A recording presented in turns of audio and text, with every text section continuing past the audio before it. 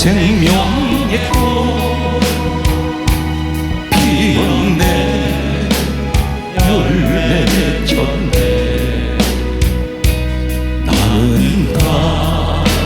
다시 태어나네 그 이름 생명나무라 절망과 고통에 세상길 헤매일 때 예수님 품으로 나를 인도하셨네.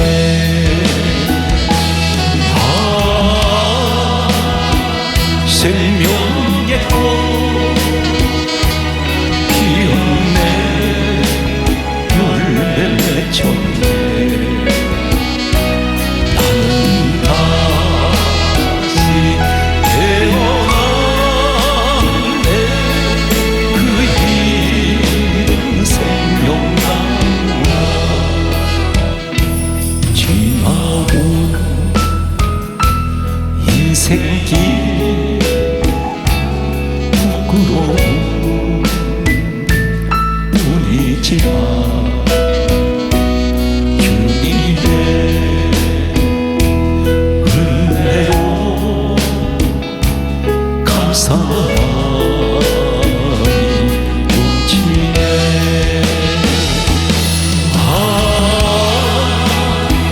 생명의 꽃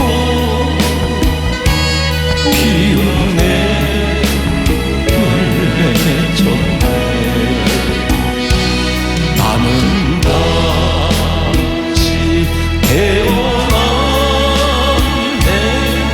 그 이름 생명나무라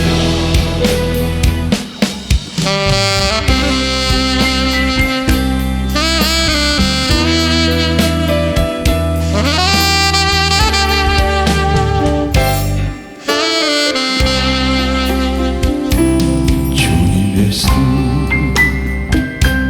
나의 동산 내 맘속에 통역하네 아침 햇살 가득 안고 활짝 피는 백합 같다 그 이 생명꽃 피어나는 꽃들이다 오 하나님 이 꽃 맞춰 당신 제가 밝히리니 은혜로운 사랑으로 하늘 평화 내리소서 주님의 수 할렐루야 나의 동산 내 맘속에 통역하네 아침 햇살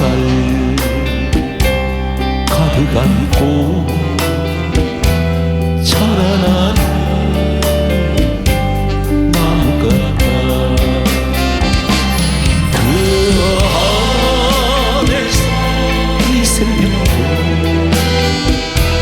귀한 제보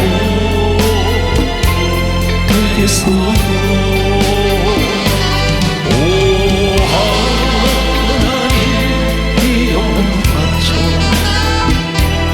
당신 재단 싸우리니 은혜로운 사랑으로 하늘 평화 내리소서 주님의 손 주님의 손 나의 동산 나의 동산 내 맘속에 동력하는 햇살 가득 안고 피어나는 안개 같아. 그 안에서 이 생명도 밝은 영혼 되겠어요.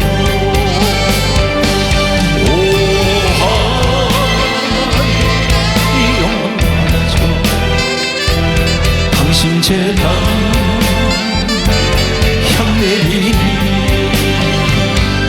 은혜로운 사랑으로 하늘 평화 내리소서.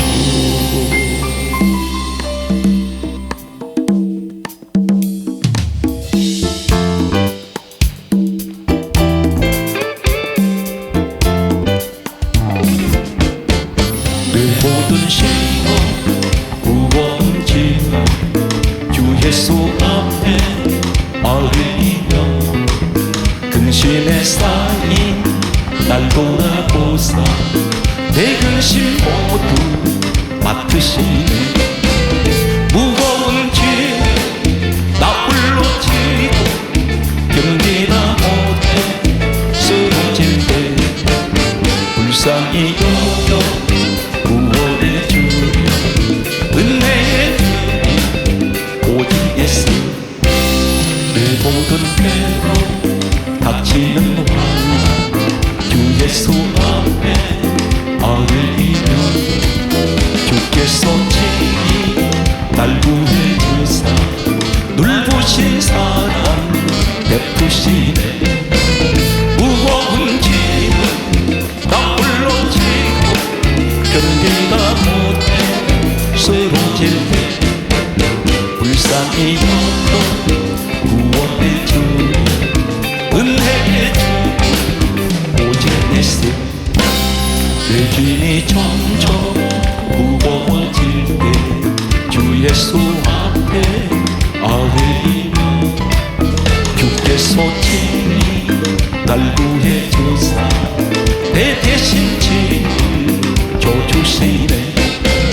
무거운 짐을 나 홀로 지고 견디다 못해 쓰러질 때 불쌍히 여겨 구원의 주님 은혜의 주님 오직 예수.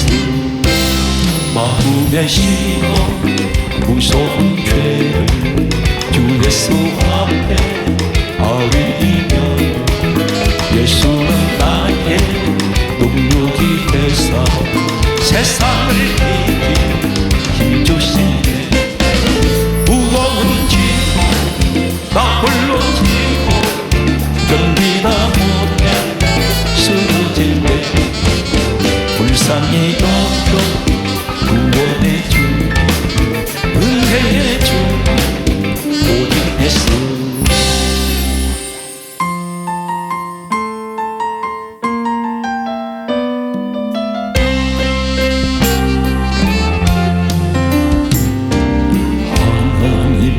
아버지 주신 제 귀하고 중하신 말씀일세. 기쁘고 반가운 말씀 중에 날 사랑한다는 말 참 좋구나. 주 나를 사랑하시오니 즐겁고도 즐겁도다. 주 나를 사랑하시오니 나는 참 기쁘다. 구속의 은혜를 줘버리고 어긋난 땅길로 가다가 예수의 사랑만 생각하다 또다시 예수께 돌아오니 주 나를 사랑하시오니 즐겁고도 즐겁보다 주 나를 사랑하시오니 나는 참 기쁘다.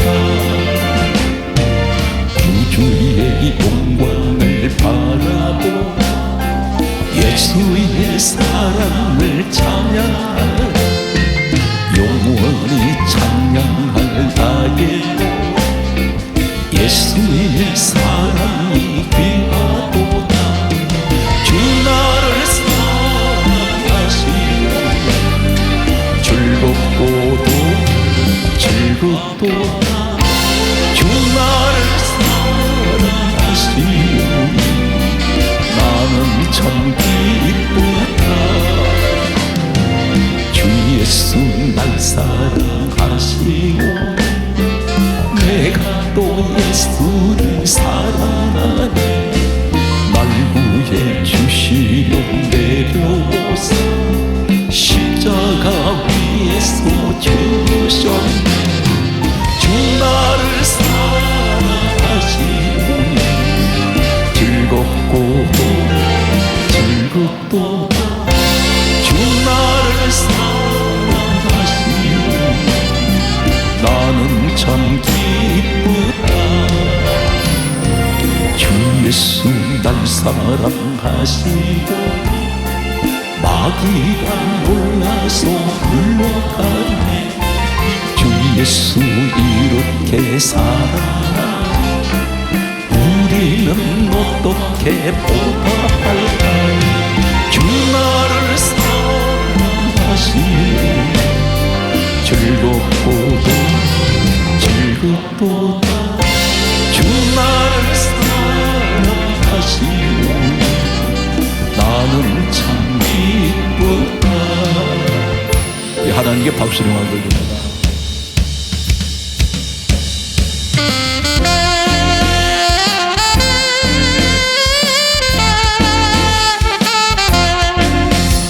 세상 같은 내길 난감한 나를 나의 기쁜 동안을 내줘도 천사들은 하늘에서 날려가고 나는 이 땅에 있을 마 없어요 이 세상 나의 집은 아니요 우리 구주 오지 않아 다시 오실 때 천사들은 하늘에서 날려가고 부르니 나는요 이 땅에 있을 마 없어요 이 세상은 고독 불안 슬픔 괴로운 세상 나의 주님 의지할 것밖에 없어요 앞에 가신 성도들의 숨을 조금씩 따라서 조난로 이나마 싸워서 가리라 이 세상 나의 집은 아니요 우리 구주 오지 않아 다시 오실 때 천사들은 하늘에서 날려가고 부르니 나는요 이 땅에 있을 마 없어요 이 세상은 어젯밤의 꿈과 같은 천막집 그 기쁨은 조마다 불고 풍각도 배 안에서 아름답는 것과 달지 못되니 나는요 주님만 섬기고 살래요 이 세상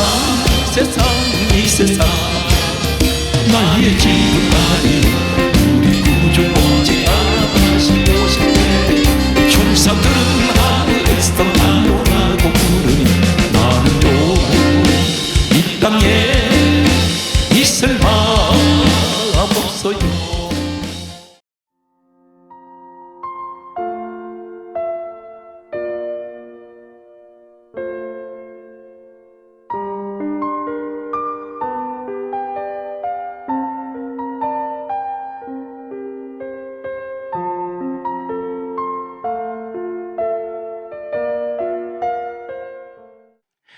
하나님께서 이렇게 말씀하셨습니다.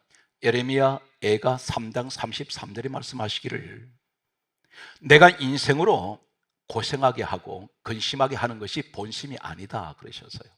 하나님 본심은 사람을 고생시키는 것이 아닙니다. 근심하게 하시는 것도 아닙니다.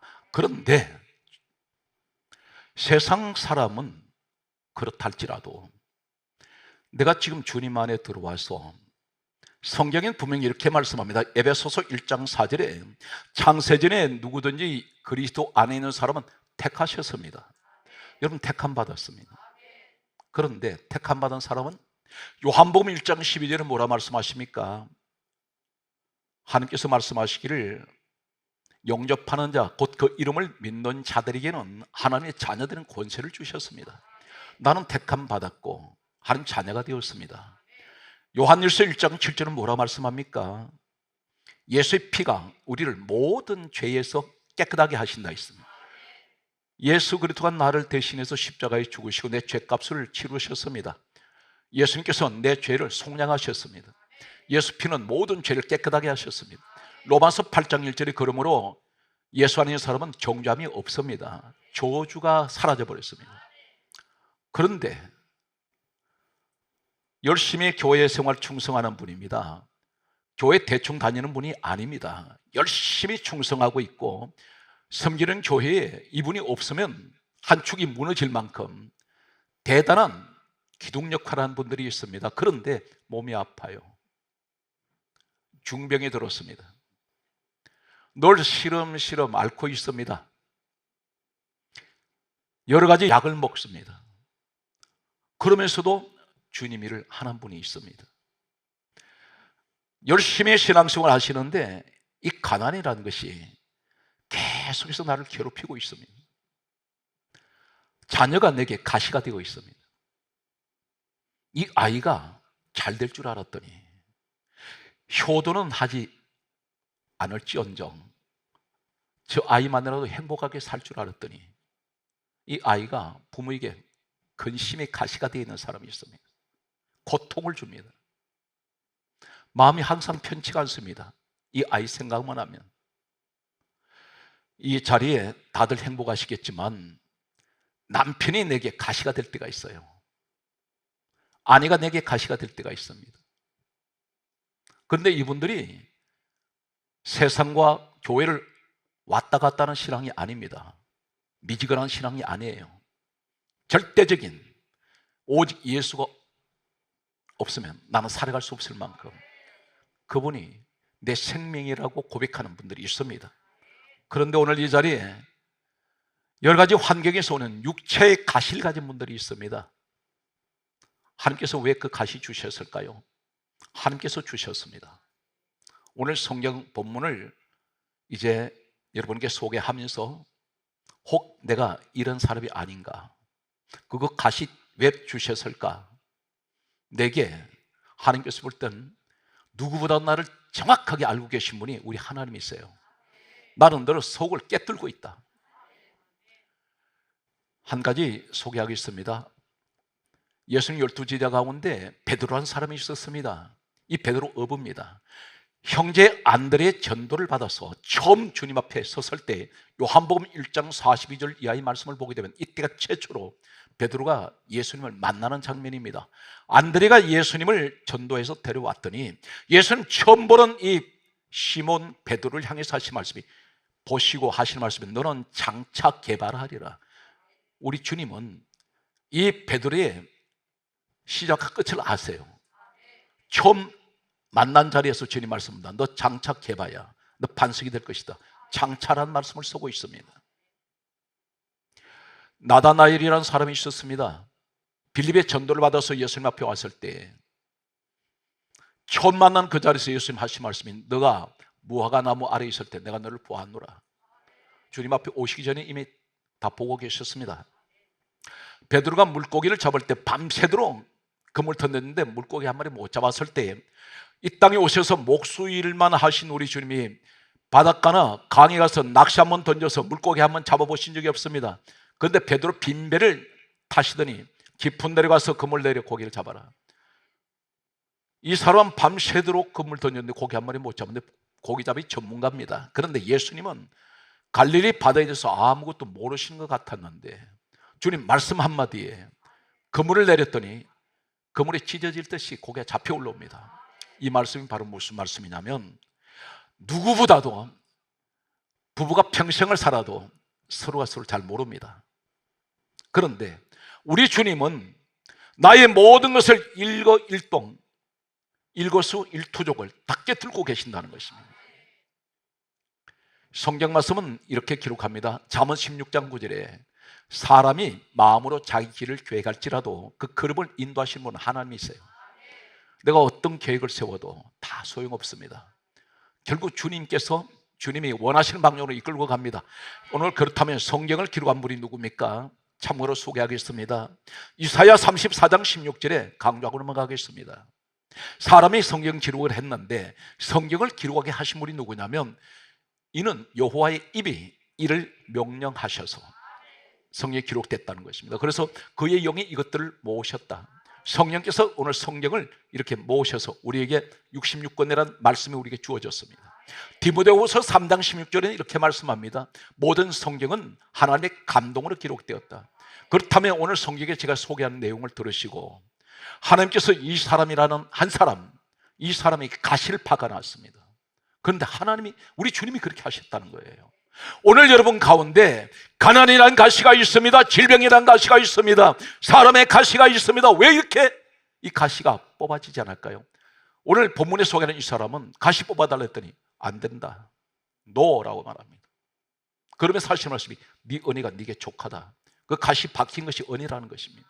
왜 그럴까요? 성경을 소개하겠습니다. 바로 본문에 소개하는 이 사람이 누구냐면 전 성경에서 가장 성경을 많이 기록한 사람, 학자들은 이렇게 말합니다. 13권에서 14권 신약 성경을 기록한 사람, 이 사람이 바로 처음에는 사울이요, 나중에 바울 된 사람입니다. 이 바울은 우리가 성경에 기록된 것을 알고 있다시피 셋째 하늘까지 올라갔다가 내려온 사람입니다. 이 사람은 자신이 체험했던 셋째 하늘까지 올라갔다 내려와가지고 하는 말이 14년 후에 이렇게 말합니다. 내가 아는 어떤 사람이 있는데 그가 14년 전에 셋째 하늘까지 올라갔다 내려왔다는 얘기를 하는데 자신을 가리켜 다른 사람을 이야기하면서 자신을 이야기하고 있습니다. 이 사람은 얼마나 능력이 뛰어났는지 하나님께서 능력을 물붓듯이 부었습니다. 그 특징 중에 하나가 바울 몸에 지니고 있던 천조각, 앞치마나 손수건을 사람들이 그것을 바울 몸에 지니고 있던 것을 가져가서 병자에게 얹거나 악귀 들린 사람한테 얹으면 병명상관에서 병이 치료돼 버립니다. 악귀가 떠나갑니다. 사람 몸에 지니고 있던 천조각에서 능력 나타났던 분이 우리 예수님이세요. 혈류증 여인이 주님 옷까지 손댔습니다. 근데 주님 능력이 이 여인에게 옮겨갑니다. 그런데 똑같은 바울 몸에도 자신이 지니고 있던 천조각에도 주님께서 가지고 계시던 능력이 이 바울에도 있습니다. 하나님께서 그렇게 많이 부어주셨습니다. 이 사람은 독사가 손을 물었을 때에 이 사람 조금도 상함이 없었더라 성경에 기록합니다. 독사가 물면 이 독사는 적사하는 몇 초 안에 사람이 죽습니다. 그런데 바울이 안 죽어요. 조금도 상함이 없다 있습니다. 사람들이 이 사람을 그렇게 신이라고 불렀습니다. 이런 전무후무한 놀라운 가공할 인물이라 할 수 있는 하나님께서 이렇게 넘치게 부어주시는 축복, 가장 사랑하시는 주의 종. 그런데 이 사람이 어떤 사람이었나요? 성경 말씀을 보게 되면 사도행전 7장 58절에 보게 되면 이 땅에 최초로 세워졌던 7 집사가 있습니다. 그 7 집사 가운데 서디반이라는 집사가 있었습니다. 이 서디반 집사를 가리켜 성령 충만한 사람, 믿음에 충만한 사람, 사람들에게 칭찬받는 사람, 이 서디반이 7 집사 중에 대표적인 집사입니다. 그런데 사도행전 7장 58절 말씀 보게 되면 돌로 쳐서 죽인 주동자가 나중에 바울된 사울입니다. 성경은 사울이라는 이름이 기록됩니다.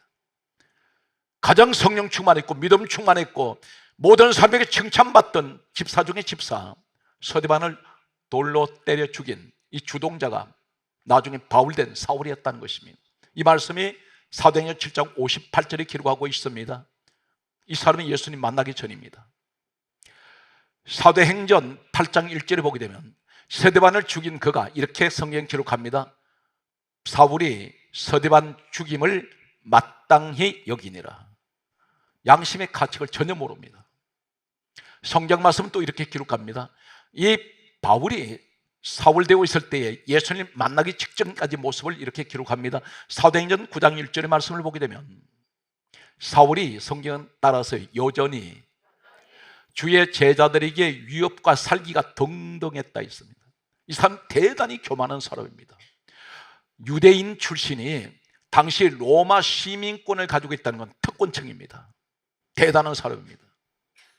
전해지는 학설에 의하면 이 로마 시민권을 가진 사람은 신분은 출신은 유대인인데 실질적으로는 시민권은 로마 시민권을 가지고 있기 때문에 이 사람은 십자가에 처형을 못하게 되어 있습니다. 다른 사람들은 베드로 같은 사람은 십자가에 처형을 했는데 이 바울은 로마 시민권을 가지고 있었기 때문에 십자가 처형을 하지 아니하고 다른 방법으로 이 사람은 순교했습니다.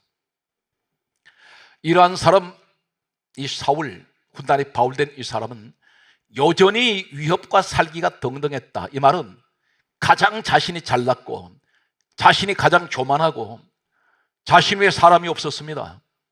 대단한 머리가 천재라고 알려지는 이런 사람, 그런 문학가요, 이 사람은 율법학자요, 그리고 훗날에 가는 은사자요, 설교가이며 이 사람은 놀라운 전도자입니다. 그런데 바로 이어서 사도행전 9장 5절에 다메섹이라는 곳에 길을 가다가 그날 또 예수 믿는 사람 잡으러 가다가 갑자기 찬란한 빛이 이 사람을 비치면서 하늘에서 음성이 들려옵니다.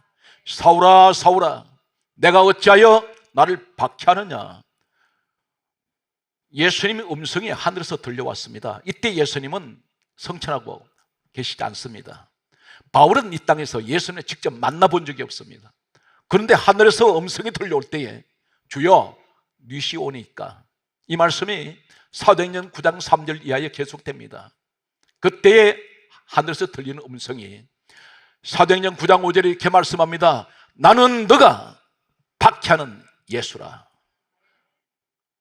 이때 이 사울됐던 바울은 다메섹에서 완전히 꼬꾸라져 버립니다. 완전히 엎어지면서 이 사람 회심하게 됩니다. 그는 완전히 회개를 하게 되고 주님을 만나게 됩니다. 오늘 이 자리에 오신 사랑하는 성도 여러분 하나님 택한 분들인데, 사울이라는 사람이 예수 믿기 전에 예수 믿는 사람을 잡으러 가는 이 사람 보고 하늘에서는 이 사람 이름을 알고 계신다는 겁니다. 그렇다면 분명 우리 이름은 주님께서 기억하실 것입니다. 주 안에 있는 여러분들은 예수 밖에 있던 사울도 이름 기억하시는데 주님은 나를 분명 기억하시고 여러분들 오늘 이 자리에 부르시기 위한 뜻이 있습니다. 귀담아 들으시기 바랍니다. 오늘 이 말씀 들으시고 결심하신다면, 확신한다면 여러분 괴롭히던, 그동안 나를 괴롭히던 가시가, 육체의 가시가 빠져나갈 것입니다. 그런데 그들을 못 문다면 이 육체의 가시는 바울처럼 평생 이 땅을 떠날 때까지 박혀 있습니다. 그 내용이 어떤 것일까요? 이 바울이 예수님을 영접하고 난 후에 다메섹에서 주님을 만나고 이 사람은 변화됩니다. 이 사람은 이제 주님의 종으로서, 사도로서 주님 일을 하게 되는데, 그런데 고린도 후서 12장 성경 말씀을 보게 되면 7절에서 8절에 오늘 본문에 이렇게 말씀합니다. 바울이 고백하기를 나를 자만하지 않게 하기 위하여 육체의 가시를 주셨다 했습니다. 주셨다고 했습니다. 누가 주셨나요? 주님이. 바울이 그렇게 고백합니다. 내가 자만하지 않기 위하여 내 육체의 가시를 주셨는데, 성경 말씀을 이렇게 기록합니다. 내가 3번, 성경 그렇게 강조합니다. 3번 내 몸에 가시 뽑아달라고 간구했다 했습니다. 간구란 말은 간절하게 이 사람 몸부림치면서 구했습니다. 우리 기도를 말합니다. 그런데 주님께서 이 바울 같은 사람 가시 뽑아주셔야 되지 않습니까? 그런데 무슨 가시일까요? 이 바울에게 있는 가시가, 학설에는 여러 가지 학설이 전해집니다. 그 가운데 3가지를 대표적으로 소개하고 있습니다. 두통으로 알려져 있습니다. 만성두통, 그리고 만성안질, 늘 눈이 어두워서 늘 눈물이 흐르고 눈에 안질이 있었다고 그렇게 전해집니다. 그런데 또 한 가지 가장 유리한 학설은 간질병입니다. 안질, 두통, 간질병 가운데 가장 유력한 학설이 간질병이라면 이해가 되지 않습니다. 자신의 손수건 앞치마만 갖다 줘도 병명상관없이 병이 치료되는 사람이었는데, 귀신 쫓아내는 사람인데, 정작 자신에게 만약에 간질병이었다면 이건 보통 심각한 병이 아닙니다. 전도자 아닙니까? 하나님이 그렇게 서는 사람 아닙니까? 강하게 서는 사람, 기적이 나타나는 사람, 셋째 하늘까지 올라갔다 내려오는 사람. 그런데 만약에 이 간질병이 어떤 정세입니까? 갑자기 사람이 멀쩡하게 서 있다가 쓰러집니다. 꽈배기처럼 몸이 뒤틀려 버립니다. 눈이 돌아가 버립니다. 입에 거품을 품습니다. 만약 이 모습이 바울의 모습이었다면, 이 사실에 관해서 한 가지 우리가 성경을 찾아보면 갈라디아 4장 14절에 바울이 이렇게 고백하는 내용이 있습니다. 갈라디아 성도들에게 하는 말이, 너희가 업신하는 것이 내 몸에 있다 그래요. 너희가 나를 업신하는 것이, 너희를 시험하는 것이 내 육체에 있다는 겁니다. 그러면서 하는 말이, 그럼에도 당신은 나를 업신 여기지 아니하고 버리지 않았다 그래요. 이 말이 역설적으로 무슨 말입니까? 업신 여기고 버릴 수 있다는 겁니다. 그런데 갈라디아 사람들한테는 당신들은 그럼에도 나를 업신 여기지도 아니하고 버리지 않았다고 했습니다. 만약에 세 가지 대표적인 학설 가운데 우리가 이해를 한다면, 두통이라면 머리 아픈데 그것 가지고 사람들이 시험에 들 만큼 그럴까요? 아니면 업신여길 만큼, 머리 두통인데 사람들이 그렇게 업신여깁니까? 그리고 버리기까지 할 수 있습니까? 이것은 잘 이해가 되지 않습니다. 안질이면, 눈이 나쁘다고 해서 사람들이 업신여기고 버릴 만큼 그렇게 중병입니까? 아닙니다. 간질병으로 보는 것이 심각한 병이라는 것입니다. 그런데 이 사람이 이 병을 자신의 몸에 육체의 가시를 좀 뽑아달라고 하나님께, 우리 주님께 3번을 간구했더니 예수님이 들려주신 음성이 뭐라 말합니까? 내 은혜가 내게 족하도다. 안 뽑아주세요. 그러면 사실 말씀이, 능력이 너는 약한 데서 온전하심이라. 이 말이 무슨 말이냐면, 주님이 육체에 가시를 주셨다는 겁니다. 왜 주셨느냐면, 너 자만할까 봐서, 너 교만할까 봐서. 너 본래 교만하잖아. 살아서 오늘은 우리 모습 한번 점검해 볼까요? 지금 하나님께서 우리를 지체하시지 하는 것이 아닙니다. 깨달으라는 것입니다. 어떻게 깨달아야 있습니까? 살아서 오늘은 평안하던 내 가정에 문제가 들어닥칩니다. 폭풍우처럼, 허리케인처럼, 쓰나미처럼 밀어닥치는 이 환란이 갑자기 닥쳐올 때에, 만약에 자녀에게 문제가 생겼다면 갑자기 이 사람이 비상에 걸립니다. 기도하지 말라는데 본인은 기도합니다. 주님 앞에 바싹 매달립니다. 왜 그렇습니까? 문제가 왔었기 때문에. 그런데 그 문제가 해결되는 순간에 사람이 돌변해 버립니다. 기도를 안 해요. 많은 물질을 가지고 가정이 평안하니까 예배가 소홀해지더라는 것입니다.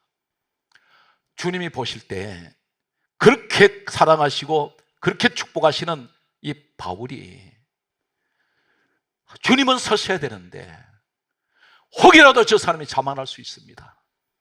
그러면 만약에 간질병을 주셨을 때에 이 사람은 자만할 수가 없어요. 누가 앞에 떳떳하게 서질 못합니다. 자기 모습을 자기가 볼 때 얼마나 부끄럽겠습니까? 이 가시 때문에 엎드릴 수밖에 없어요. 그것이 우리 모습이라는 것입니다. 왜 하나님 내게 이 가난의 가시를 뽑지 않습니까? 할 때, 너 물질 풍요하면 너 자만해져. 그런데 지금도 그렇다는 겁니다. 안 주신 이유가 뭐냐면, 너 자만할 수 있다. 이것이 완전히 죽어질 때까지 주님은 그 가시를 박아놓는다는 겁니다. 왜 그러냐면 쓰셔야 되니까. 이 가시를 가지고도 교회에 충성하는 분들 있지 않습니까? 이 시대 바울 같은 모습이라고 할 수가 있습니다. 질병의 가시가 박혀 있습니다. 그런데 서세요. 사랑하십니다. 그 사람 엄청나게 아끼세요. 그런데 왜 가시 주셨냐면, 너 교만할 수 있기 때문에, 잘난 척할 수 있기 때문에, 우쭐댈 수 있기 때문에, 네가 했다고 할 수 있기 때문에. 이것이 지금 이 바울의 모습을 통해서 우리에게 말씀하는 내용입니다. 목회자에게도 가시가 있어요. 그 가시를 통해서 자꾸 무릎 꿇게 만든다는 겁니다. 그렇지 않으면 무릎 꿇지 않는다는 겁니다. 바울이 어떻게 할까요? 이 육체 가시 때문에 그가 너무 고통스러우니까 고린도전서 9장 27절에 따라서요, 내가 내 몸을 쳐서 복종케 합니다. 바울은 우리 주님이 너무 잘 아세요. 이 사람은 교만한 것을. 그런데 반드시 육체의 가시가 없으면 이 사람 교만하고 자만해집니다. 하나님 쓸 수가 없어요. 이 사람은 자신의 몸을 쳐서 복종한다는 말은 이 자만 때문에 자신의 속에서 올라오는 이 교만한 것들, 육의 것들, 이것을 죽이려고 자신과의 싸움이 시작됩니다. 사랑하는 성도 여러분, 많은, 예를 들면 많은 나라를 점령했기 때문에, 정복했기 때문에 위대한 사람일까요? 돈을 수조 원을 벌었으니까 위대한 사람일까요? 전혀 아닙니다. 이 사람이 세상에 하늘 찌른 지식을 가지고 있기 때문에 위대할까요? 위대한 건 달라요. 가장 위대한 사람이 누군지 아십니까? 자신 이기는 사람입니다. 이 자리에 어느 누구도 자기 자신과의 싸움에서 완전히 자신을 정복한 사람은 없을 겁니다. 전혀 생각과 다르게 육신은 움직이더라는 것입니다. 마음은 원의로 돼 육신이 말을 듣지 않습니다. 육신은 자꾸 죄 가운데로 끌고 나갑니다. 한쪽에서 내 마음은 한쪽에서 자꾸 주님을 향해서 가고 싶은데, 그래서 바울이 얼마나 괴로웠는지, 오호라 나는 공고한 사람이로다, 내 속에서 두 가지 법이 싸운다 그래요. 우리는 이것 때문에 싸우고 있습니다. 하나는 세상 것과 하나님 편에서 이게 늘 부딪혀요. 바울이 그래서 자신 몸을 쳐서 복종케 한다 그랬습니다. 성경 말씀은 이렇게 기록합니다. 고린도전서 성경 말씀을 보게 되면 8절 말씀이 뭐라고 합니까? 이 사람이 얼마나 낮아지는지 계속 낮아집니다. 하는 말이 나는 맨 나중된 자요. 나는 꼴찌라는 것입니다. 이 사람이 앞에 선다고 생각 안 합니다. 그리고 하는 말이 나는 만삭되지 못하여난 자요. 어쩌면 칠삭동에 팔삭동이 무슨 말입니까? 이 사람은 실질적으로 어머니 몸에서 태어날 때는 정상으로 태어났는데 자신이 고백하는 것이 이렇게 말합니다. 나는 부족한 사람입니다. 그 얘기입니다. 나는 모자라는 사람입니다. 나는 만삭되지 못하고 태어난 자란 말은 나는 어머니 배에서 10달을 다 채우지 못하고 나온 그런 미수가 같은 사람이라는 것입니다. 성경 말씀은 계속 이렇게 말합니다. 어느 정도 깊어질까요? 고린도전서 15장 9절에 나는 사도 중에 가장 작은 자요. 이 사람은 가장 작은 자, 자기는 존재 가치가 없다는 것입니다. 사도들 중에 주의 종 가운데 있어. 성경 말씀은 이렇게 기록합니다. 이 사람 어딘 곳에 가면 사람들이 그럽니다. 병 고쳐지고 하면, 귀신 떠나면 저 사람 대단한 사람이야 할 때 자신도 모르게 자신의 의가 드러날 때가 있어요. 하는 영광보다는. 그런데 이 사람 뭐라고 고백합니까? 고린도전서 15장 10절에 하는 말이 이렇게 말합니다. 나는 모든 사도들보다 더 많이 수고하였으되 내가 한 것이 아니요 나와 함께 하신 하나님의 은혜로다. 이 사람은 철저하게 오직 하나님께서 하셨다는 것입니다. 자신을 안 드러내요. 왜 그러냐? 가시가 있잖아요. 이 가시가 자만하지 않으면 빠져버려요. 우리 가운데 가장 무서운 적이 뭔지 아십니까? 교만이에요. 내가 했다는 겁니다. 내가 한 것 하나도 없습니다. 저는 감히 이 시간에 고백한다면 제 목회 현장을 돌아봤더니 하나님께서 너무나 큰 축복 속에 지금까지 왔습니다. 그런데 내가 돌아봤더니 하나도 내가 한 것이 없어요. 다 내게 능력 주시는 우리 예수님 안에서 하신 것이었습니다. 다음 달이 이제 저희 교회가 지난 작년 6월 달에 해외 중고등 대학교 그리고 교회 성유센터를 짓기 시작한 것이 다음 달이 1년이 됩니다. 그런데 놀라운 사실은 외국에 교회 하나 세운다는 것은 이것은 대단히 힘듭니다.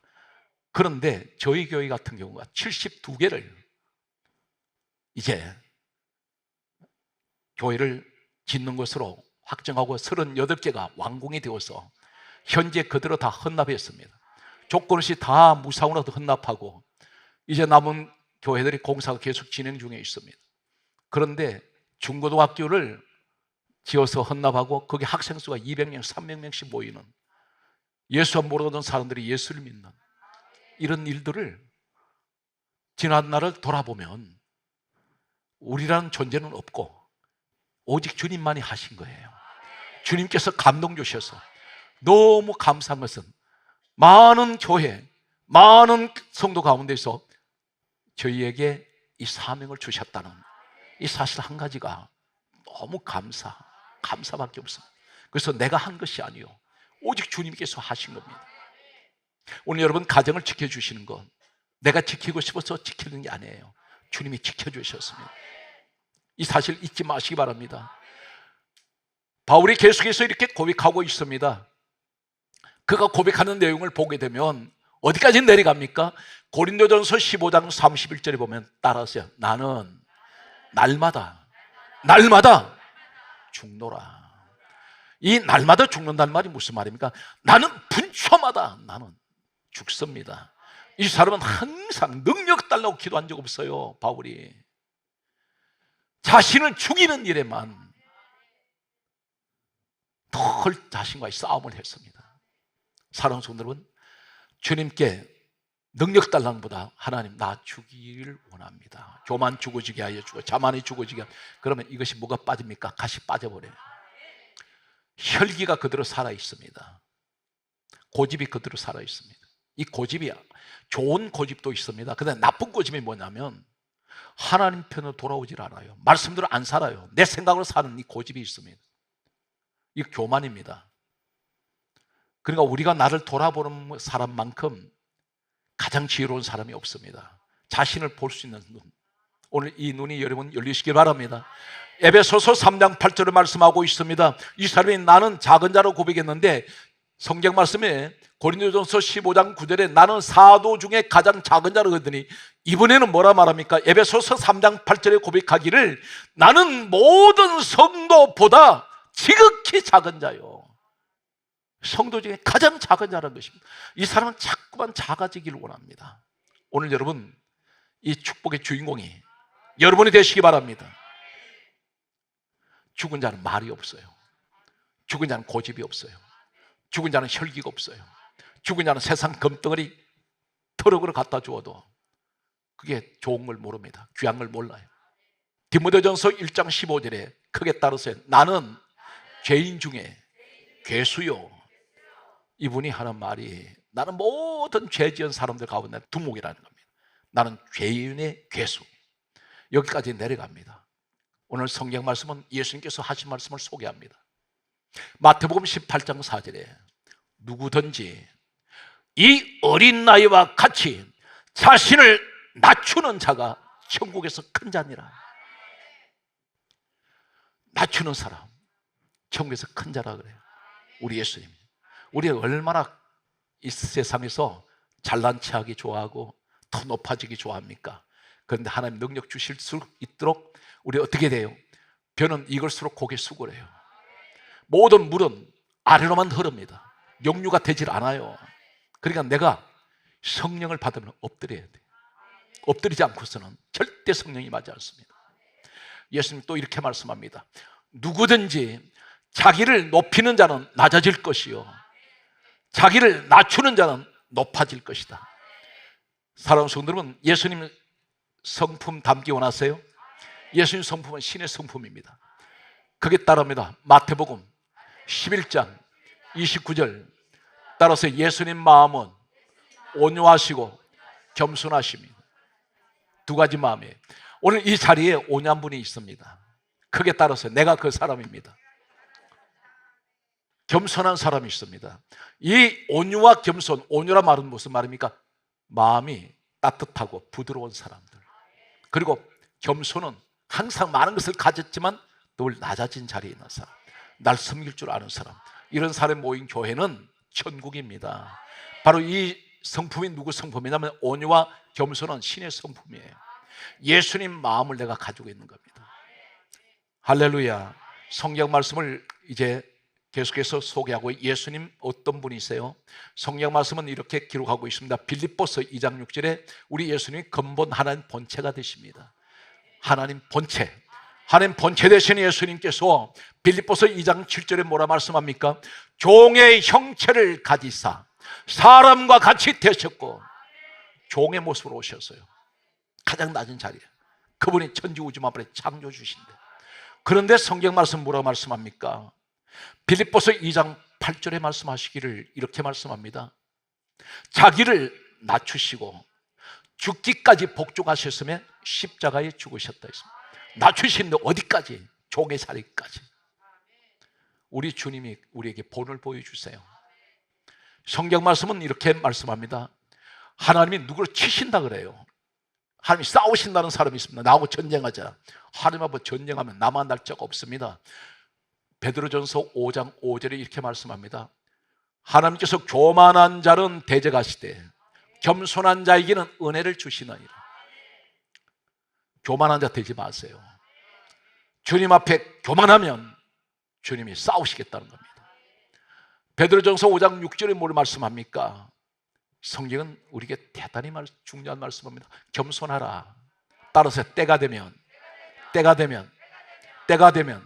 은혜를 주시나니, 때가 되면 이루어 주신다는 거예요. 여러분 소원이 있지 않습니까? 그 소원은 반드시 때가 되면, 언제? 겸손할 때. 성경 말씀은 그게 따라서 너희 염려를 다 주께 맡기라. 그러면서 하신 말씀이 뭐라 말씀합니까? 이는 그가 너희를 돌보심이라. 여기 7절에 뭐라 말씀하세요? 갑자기 우리는 5장 8절만 말씀만 딱 따가지고 이 말씀만 가지고 얘기하는 분들이 있습니다. 그런데 전제가 있어요. 겸손하라는 것입니다. 겸손한 사람은 너희 염려를 다 주께 맡겨. 그러면 그가 너희를 돌보신다. 이 사실 믿습니까? 마지막 구절이에요. 갈라디아 6장 14절에 내게는 우리 주 예수 그리스도의 십자가 외에는 결코 자랑할 것이 없습니다.